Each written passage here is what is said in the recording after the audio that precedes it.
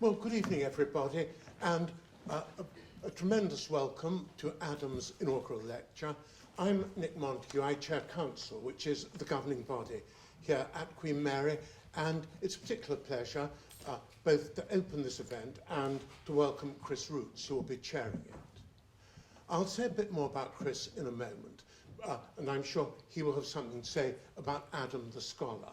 But I just wanted to say that it really is a particular personal pleasure to be opening proceedings at Adam's inaugural lecture, because Adam is not just a tremendous colleague, but certainly somebody I think of as a friend and somebody who does huge amounts over and above his academic distinction for Queen Mary.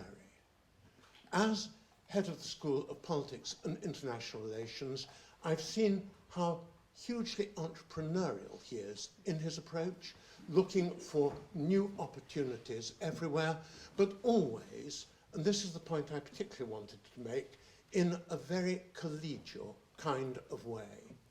In a profession that can sometimes be stereotyped as solipsistic, Adam is the least solipsistic person you could imagine.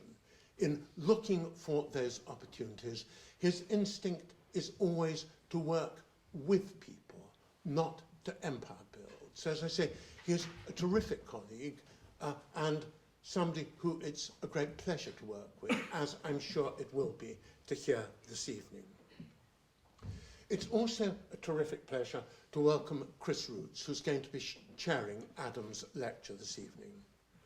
Chris is a scholar of huge distinction, an internationally renowned expert on environmental activism and politics. He is Professor of Environmental Politics and Political Sociology and Director of the Centre for the Study of Social and Political Movements at the University of Kent in Canterbury.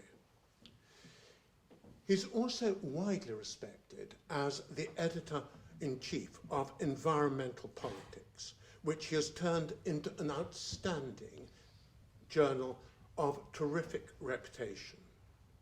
He's a political sociologist of great distinction and a leading figure in the European Consortium for Political Research. And his work is endlessly cited, particularly his 2003 volume, Environmental Protests in Western Europe. His expertise spans the UK Green Movement, climate change politics, the global justice movement, local activism, and social movement theory. He's also a man of great canniness and prudence, because I learned that he has dual British and Australian nationality. And at a time when in this country people are looking towards, fleeing towards their European identities, and we're told in North America that the border with Canada is already congested. It's clearly wise for, of Chris' part to have that insurance of a bolt hole. Apart from his scholarship, Chris, like Adam, has much more to offer, and he's particularly notable for his generosity to junior scholars, and he's been an informal mentor to Adam for most of his career. So there's nobody better qualified to chair Adam's inaugural, and we're absolutely delighted to have him here to do so. As you do so, Chris, I hope you will feel a degree of Pygmalion pride that the boy done good.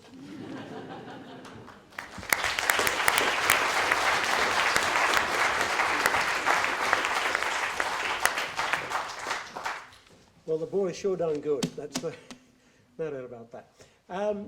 I have spent the greater part of my career doing everything I can to avoid ceremony. So this happens to be one occasion on which I am delighted to be part of a ceremony, because I think Adam's elevation to a chair was thoroughly deserved, and I'm simply delighted to be here and able to celebrate it with him. Adam is a comparativist, but lots of us are comparativists, but Adam does it the proper way. Adam actually gets out there and learns difficult languages and does things in awkward places. You know, like most of us, I guess Adam is fascinated by change, and Adam, I guess, was lucky in some ways to graduate at a time when much was changing in Central and Eastern Europe. But you know, I suppose one might not automatically have thought that the best thing to do was to go off to the Czech Republic and to study environmental activism. But Adam did that, and he investigated environmental activism in the Czech Republic at a time when there wasn't a lot of it about, the development of NGOs and the way in which the Czech Republic was integrated into European Union institutions. And there it might have rested, but then he embarked upon this very fruitful collaboration with our late departed and highly esteemed colleague Joanne Carmin in orchestrating a comparative study of Eastern European activism, green activism, in Eastern Europe and the former Soviet Union.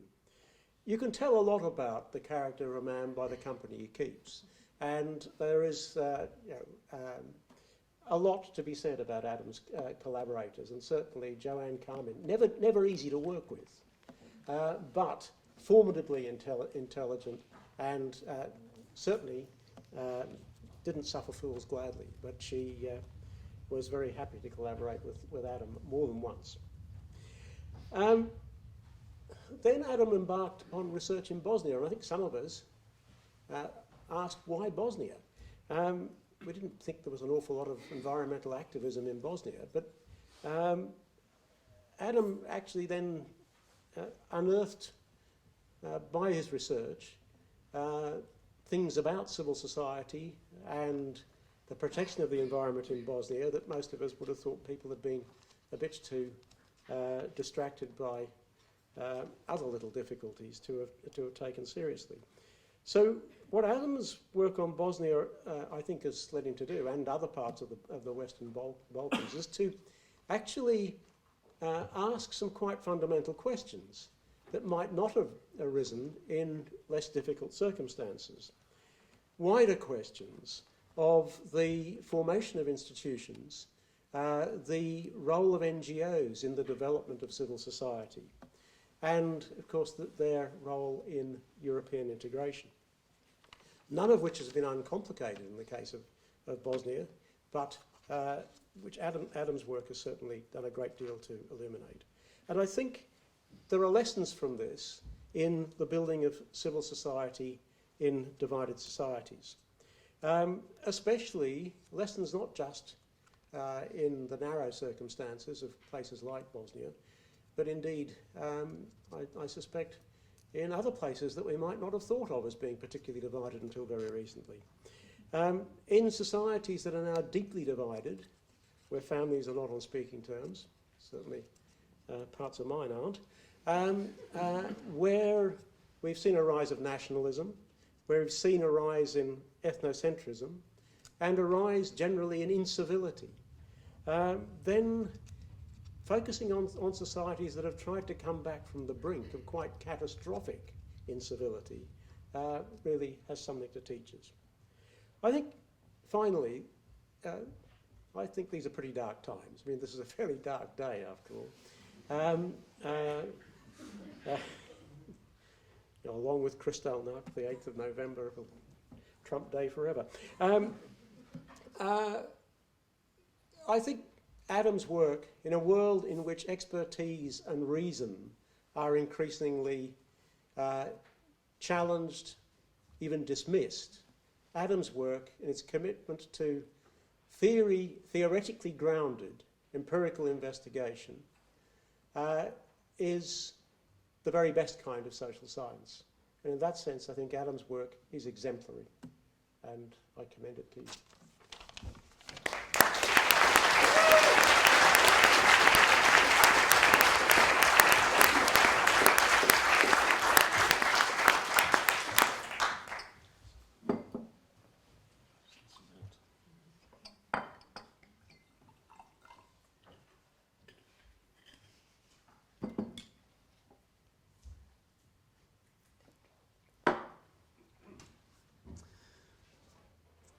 Thanks, Chris, for those kind words and for agreeing to introduce me this evening. It means a great deal. Not only have you read, edited, and published a considerable proportion of what I've written over the past 25 years, you've also taught me how to be an academic.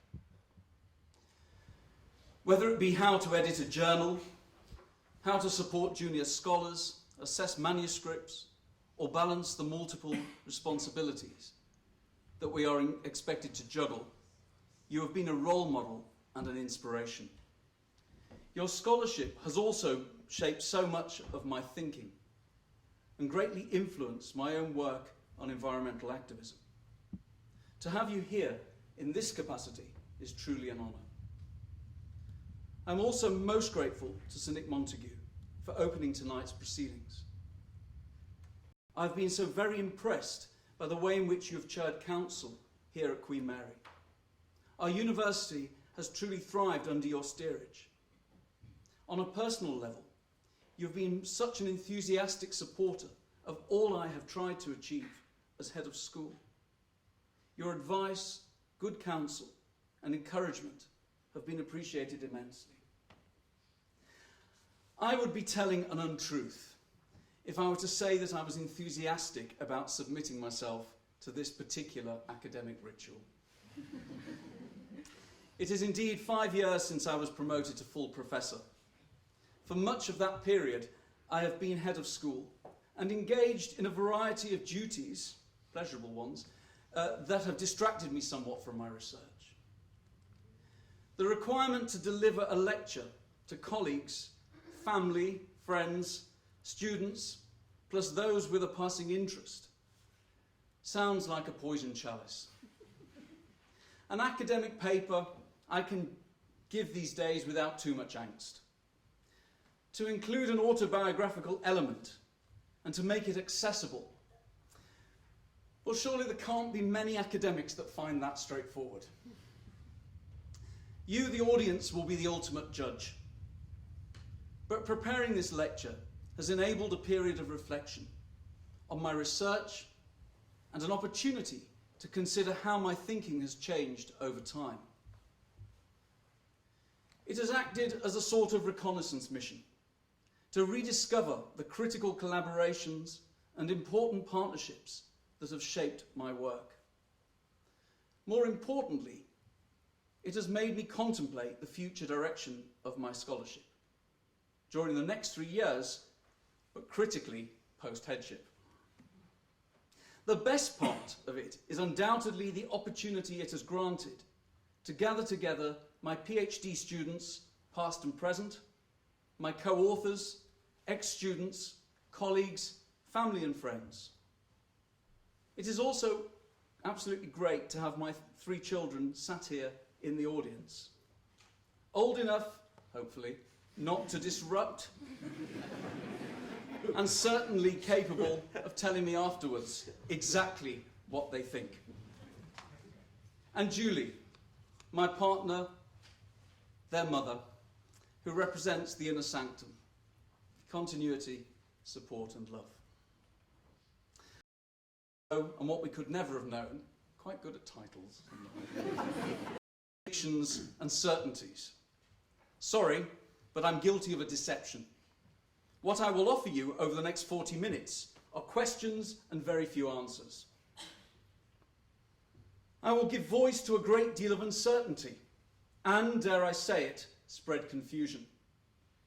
I apologise to those friends and family who are not academics, but this is the best that we can offer as social scientists. What I hope to convey is how over nearly 3 decades my questions and ideas have changed quite considerably, in large part due to my reading and research, but also because of a series of wonderful collaborations with different scholars, several whom, I think, are sat here in the audience tonight. I've just spotted one. It began, I like to believe, in the summer of 1989 with a university undergraduate trip to Poland and the GDR.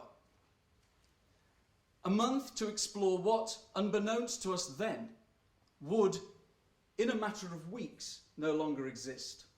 Soviet-style communism, East European socialism, a lived reality of authoritarian rule, decayed but still functioning, stifling, unoxygenated, but a strangely effective social order that did not appear particularly vulnerable or unsteady despite its imminent collapse.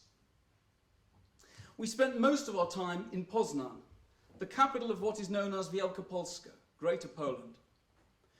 The city proudly displayed its Renaissance past then, as it does now. The communist state was passively authoritarian.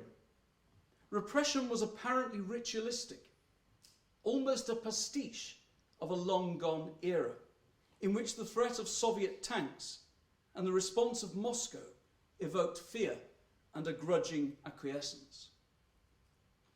Despite the stifling August heat, the landscape was grey and the people even greyer. But solidarity was mobilising, and whilst we were there, the partially free legislative election took place. Solidarność took all the seats, and there was a discernible excitement amongst staff at the university. The trip had all the allure of an undergraduate jaunt. Lots of cheap vodka, clubbing, and late-night soul-searching. But in me, it stirred a fascination with communism. I was boring, clearly. That was then nurtured by the tumultuous events of the autumn. I remember listening obsessively to the BBC World Service day and night for coverage and analysis of events in Hungary, Poland, Czechoslovakia, and finally Romania and Albania. By January 1990, European communism had all but collapsed, with a speed and intensity that was truly awesome. I became fascinated with what was and would emerge from the embers. Like a scene from the film Goodbye Lenin, we sat our final exams in May 1990 for a course entitled Problems of Communism. Wait. The caveat at the top of the exam paper read, "Please answer as though the events of the past 12 months have not occurred." Try that in American politics tomorrow. I was happy to oblige and produce lengthy retorts to the questions, why has East European communism proved so capable of resisting revolution? And how are communist parties in Eastern Europe, how have they revised their leading role in light of economic difficulties and political tensions? In the decade that followed, covering my PhD years under the supervision of Michael Waller at Manchester University, and the early years as a junior academic, my focus was the imminence of liberal civil society and democratic institutions. Waller had just founded the journal Environmental Politics with Stephen Young, and the first couple of issues included articles on green activism in post-communist states.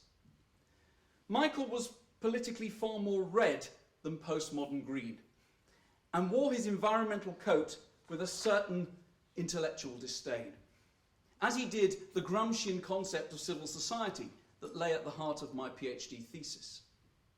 However, we had both spotted the potential power of the green optic to expose the complexities of trying to establish liberal pluralism in post-authoritarian states. Whilst green activism had been part of the mass mobilization against communism, how would such radicalism now be absorbed within a democratic polity? Would only passive, pro-elite civil society actors be empowered? How would new democracies deal with undemocratic ideas or anti-capitalist voices? How would radical environmentalists flourish in a context of rabid and unbridled neoliberalism? What sort of agency and role could citizens and associations really expect to have in countries so wedded to dismantling the state and liberalising the market? Would dissent always be seen as a threat to democratic stability? Was a legacy of radical activism a prelude to political democracy or an obstacle? The emergent scholarship argued that citizens of these countries were too fearful of a return to authoritarianism to exercise their democratic rights, too wedded to communist-era structures and networks, and needed to, in inverted commas, learn democracy.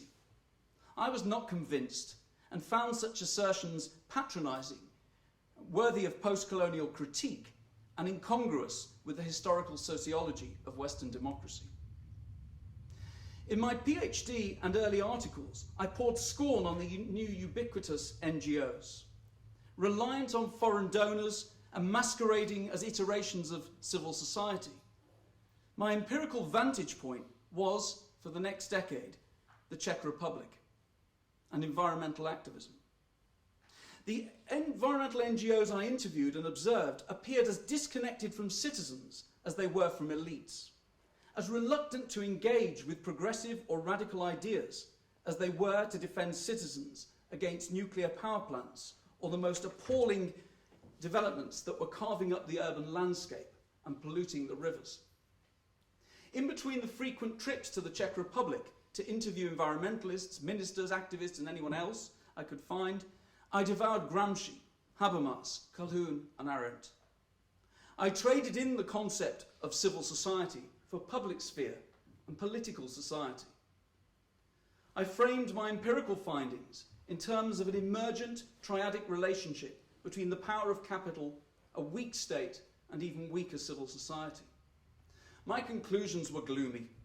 I foresaw no inkling of activism or radicalism, no prospect for voice, agency, and power of the dispossessed. As far as I was concerned, this was a completed transition rather than a process of consolidation or a staging post towards Western-style democracy. I was great company at this time. I was very depressed. One of the main influences on my thinking at this time came from an article published in 1991 entitled Capitalism by Democratic Design by Klaus Offer, the German sociologist, in which it was argued that the transition in Eastern Europe was distinct and unique. The transformation of political processes, the fundamental structures of the economy, and the nature of the state, a triple transition, would impose a particular installation of power and authority that would be foundational and extremely deep-rooted.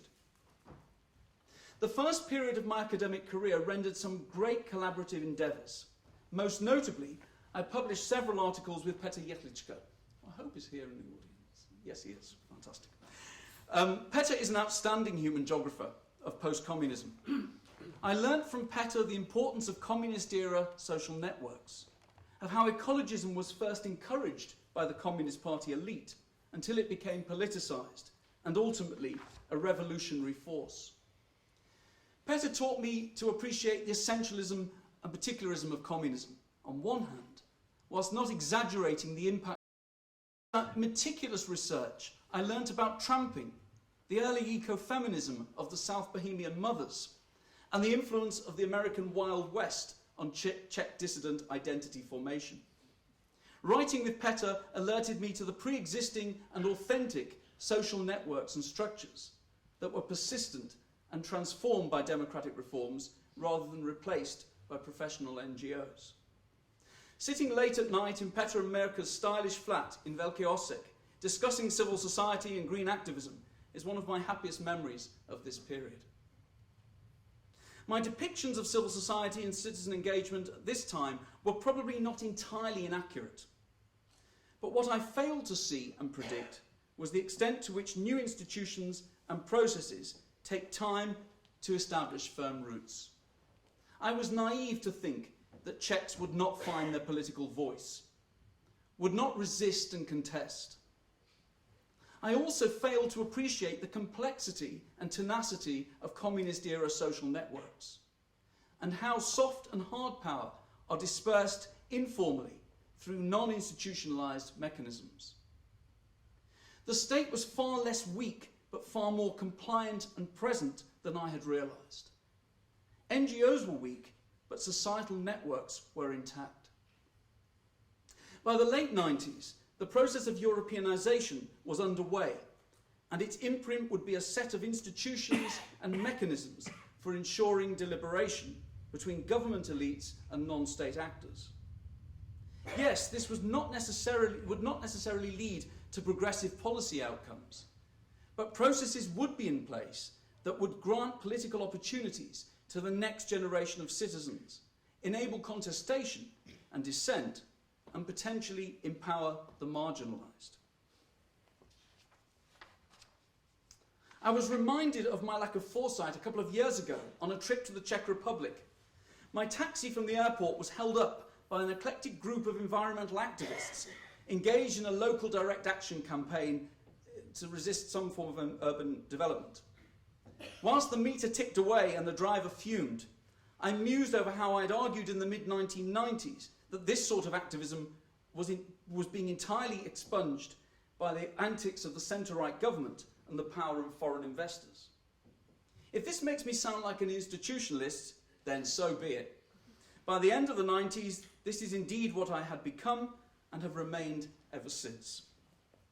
Many new institutions fail to function, to transform, to capture progressive ideas and voices, but many do and can be made to work even better. I was never prepared to be an area studies specialist.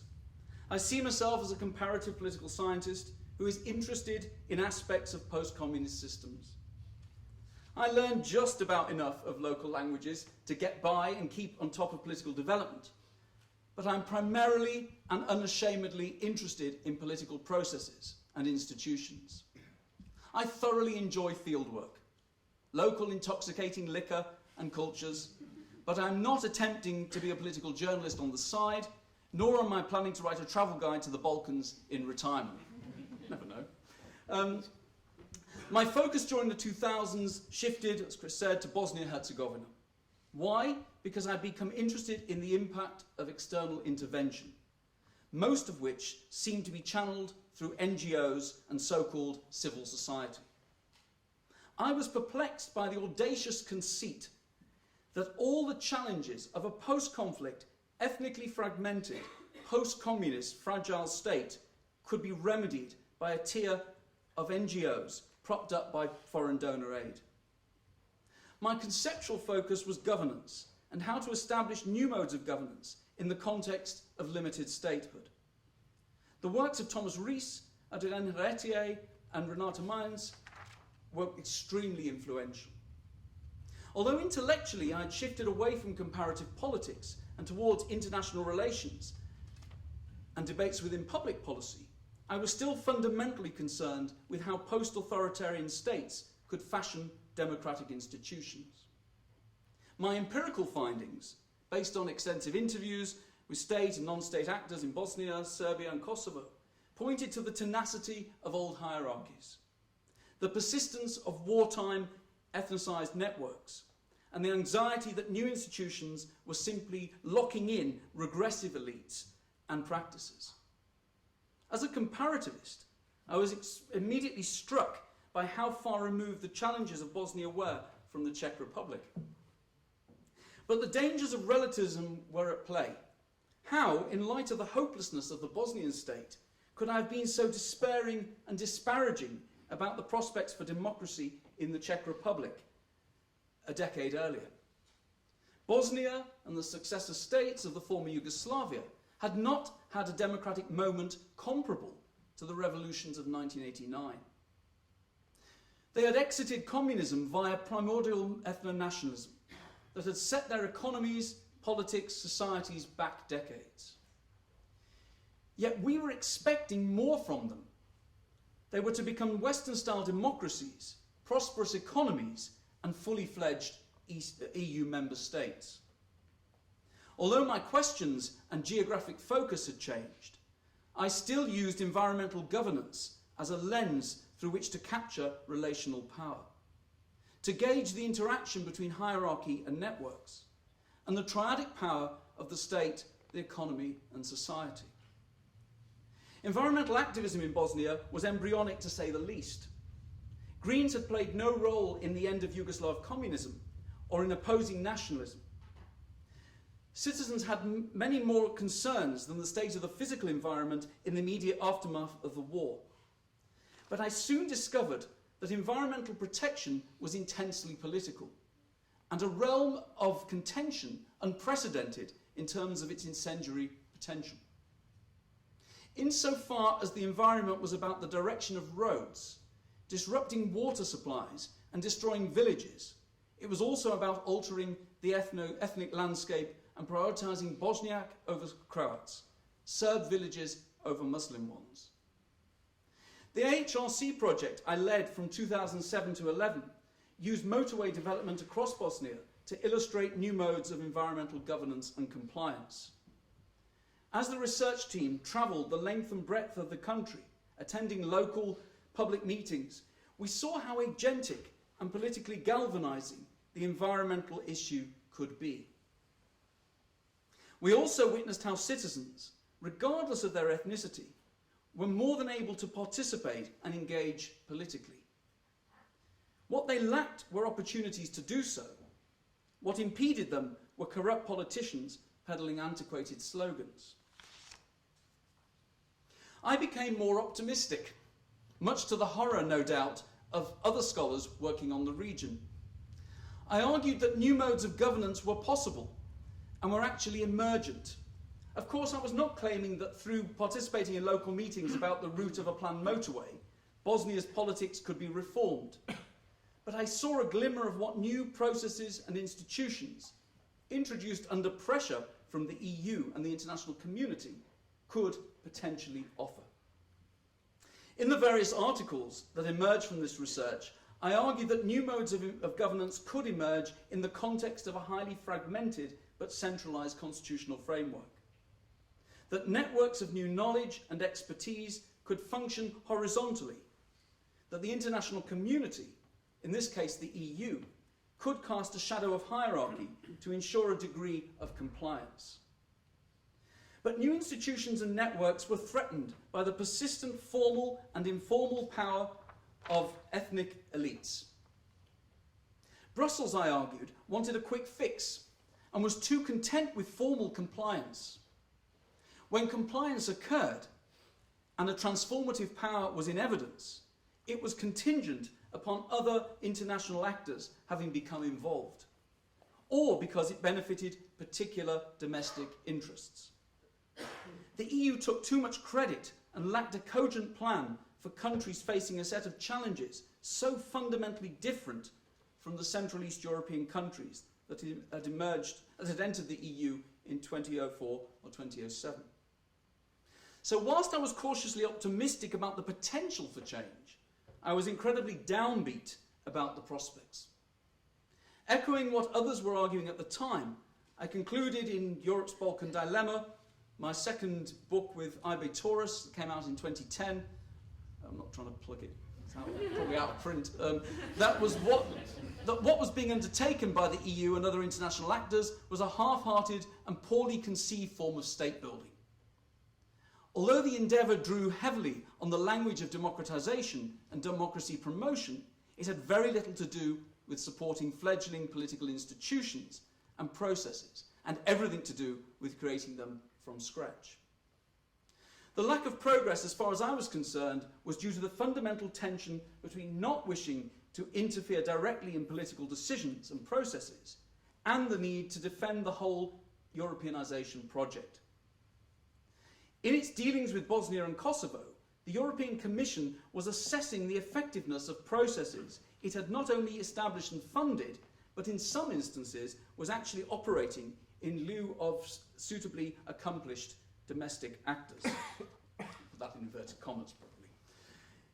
Every autumn, when the Commission released its ironically named progress reports that invariably record limited progress, the Europeanization project itself, rather than the individual countries of the Western Balkans, was actually on trial. The EU responded by holding back funds, but not if this threatened regional or strategic objectives.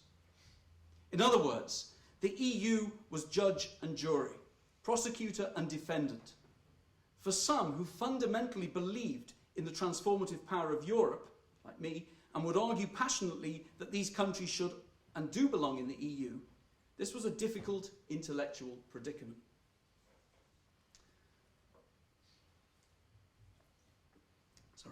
It was during the late 2000s that one of my most important collaborations occurred. I co-edited with Joanne Carmin a special issue of environmental politics on green activism in post-socialist Europe and the former Soviet Union. The volume later became a book and is, I'm pleased to say, a much-cited collection. Joanne sadly died in 2004 after a long battle with cancer. We had worked together intensively for over 3 years, and her influence on my thinking has been profound. Joanne's training was in sociology and urban planning. She viewed the power of environmental activism through the lens of networks and their ability to mobilise. She was much more sanguine about the impact of Europeanization, which she saw as providing resources, capacities and opportunities to influence. Had she survived, Joanne would surely have made it over from Boston, MIT to be here, even under these circumstances. She'd have complained about every aspect of tonight's event and amended most of this lecture given half a chance. Those of us who knew her well appreciate why I've spoken about her here. She was a formidable intellectual force, and it is not easy to lose a co-author and a research collaborator.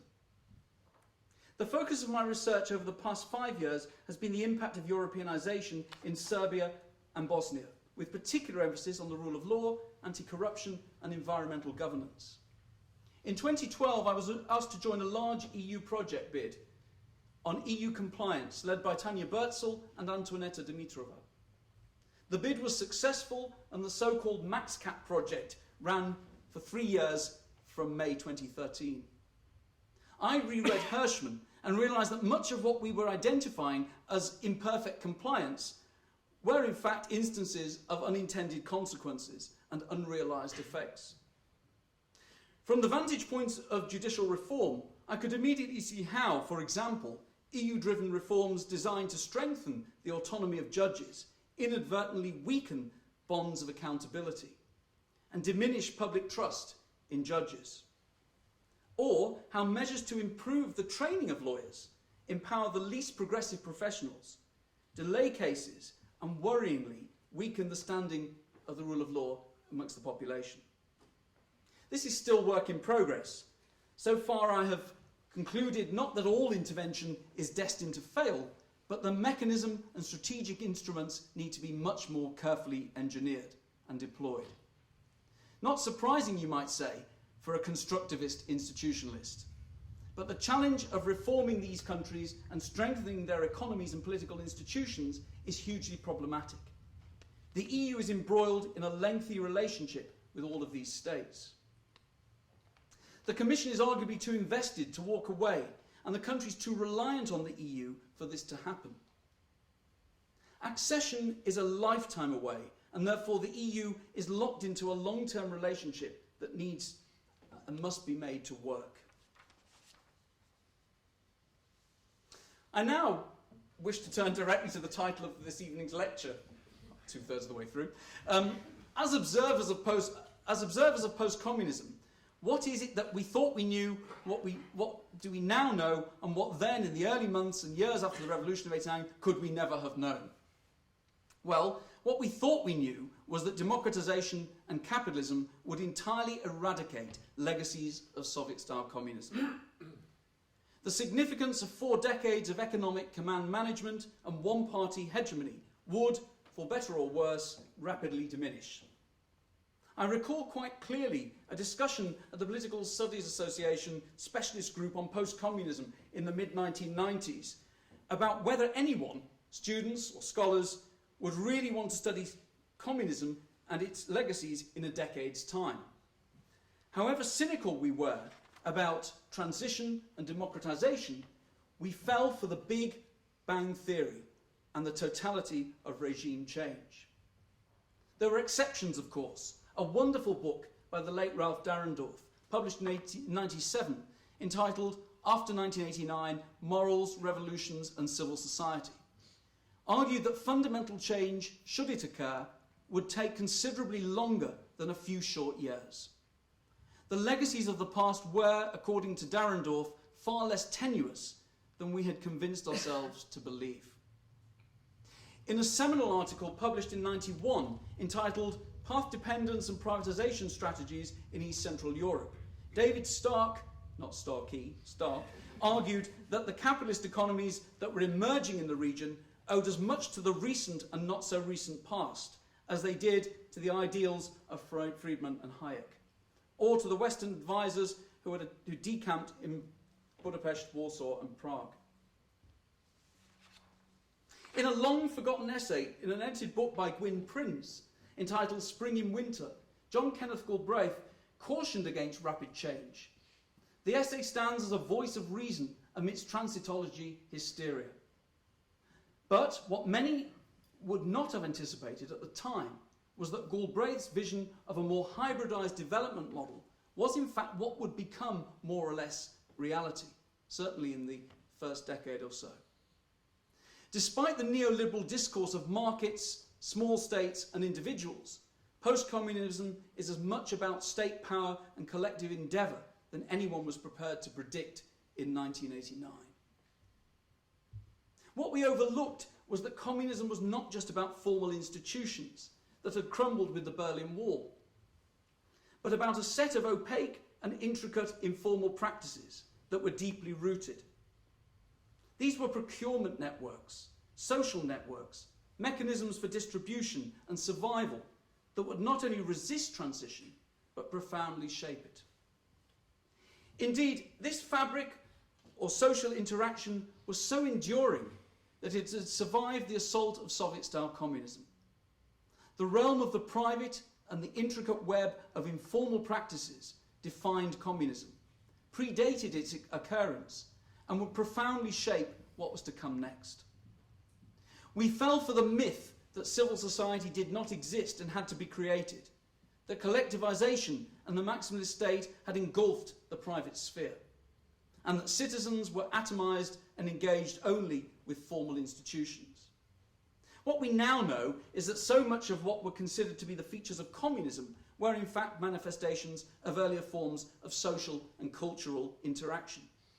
A continuum from the Austro-Hungarian Empire period, when semi-industrialization, colonial rule and weak statehood shaped societal practices. What we are also acutely aware of today is that there was far more variation between these countries than we were inclined to acknowledge in 1990. We again had fallen for a myth, this time a Soviet-inspired myth, that communism had homogenized the Central East European states and therefore their route out of communism would be broadly similar.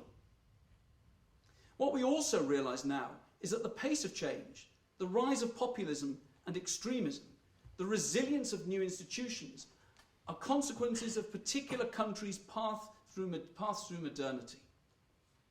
What we could never have known or predicted was the extent to which the EU would exert its transformative power on the post-communist states. Although I am an unapologetic supporter of the EU's eastward enlargement, I should say, even its harshest critics grudgingly accept that Europeanization has led to a raft of new institutions, laws and processes that have proved significantly resilient and hardy. Yes, there is Orban in Hungary and Kaczynski in Poland, but corruption and populism are as much features of consolidated democracies, you don't need me to tell you that, as they are of semi-authoritarian states. Europeanization was never meant to prevent politics from taking place. It was not designed to firewall constitutions and prevent them being altered by right-wing reactionary leaders. More to the point, consider this proposition. Without Europeanization, would these countries not be more susceptible to political extremism, corruption and denigration of the rule of law? The majority of the countries that acceded to the EU in 2004 and 2007 comply with EU directives and regulations. They are not outliers when it comes to environmental regulation or the implementation of social policy. Even the countries still lingering in the EU's waiting room, Bosnia, Serbia, Montenegro, Macedonia, Kosovo and Albania, make some progress and are reforming their judiciaries, dealing with corruption and reforming their bureaucracies. None of them is likely to gain membership anytime soon, nor are they making the levels of progress that the Czechs or the Poles made a generation ago, but they are stronger and more stable for having a membership perspective. Yes, their politicians are perhaps corrupt, duplicitous, and worryingly populist, but they probably take much of their inspiration from the likes of Boris Johnson and a man called Trump. I hope this lecture has not been too superficial for the intellectual heavyweights in the audience, you know who you are, or too obscure and plain boring for those who sensibly do not spend their days in ivory towers. To prevent it sounding like a retirement speech, or worse still, an obituary, I will conclude with a few words about my current work and what I hope to do next. Brexit is predicted to have a profound negative impact on the Western Balkans and the countries that I study. Notwithstanding Britain's long-held positive stance towards eastward enlargement, the EU's capacity to engage in further expansion will be much diminished without the UK. Brexit is, and will prove to be, more of a political distraction for the rest of the EU than it is for Britain. Within the region of the former Yugoslavia, anti-EU sentiment is already rife, and at times fierce. The effect of Britain's departure is likely to become manifest as a diminished commitment to difficult, costly and progressive reforms, LGBT rights, rule of law reform. The progress is already made in Serbia, for example, will probably be threatened by backsliding and a weakened consensus regarding the value of EU membership. Gloomy predictions, all of which need rigorous testing and scrutinising. This will hopefully be my focus in the years to come. Using the so-called Q method of opinion data collection, my research will endeavour to assess how the Brexit debate is being interpreted in Serbia, Macedonia, Bulgaria and Croatia, its impact on political parties and the effect on public opinion. All research projects need to have a clever or not so clever acronym. You're going to hate this. My current project is IMBRACE, the impact of Brexit on Southeast Europe. I do apologise, but it's actually impossible to submit a grant without an acronym. You've got to have the acronym before you have the ideas and all the rest of it. The journey to this podium has been fuelled somewhat by aptitude and tenacity, but mostly by luck. Wonderful parents, totally committed to their children's education. An immensely supportive working environment here at Queen Mary. Good mentors, resources, great collaborators, and convivial colleagues. Not all of them are here because it's reading week. I'm now ready to give up all my fame for a pot of ale. Do join me.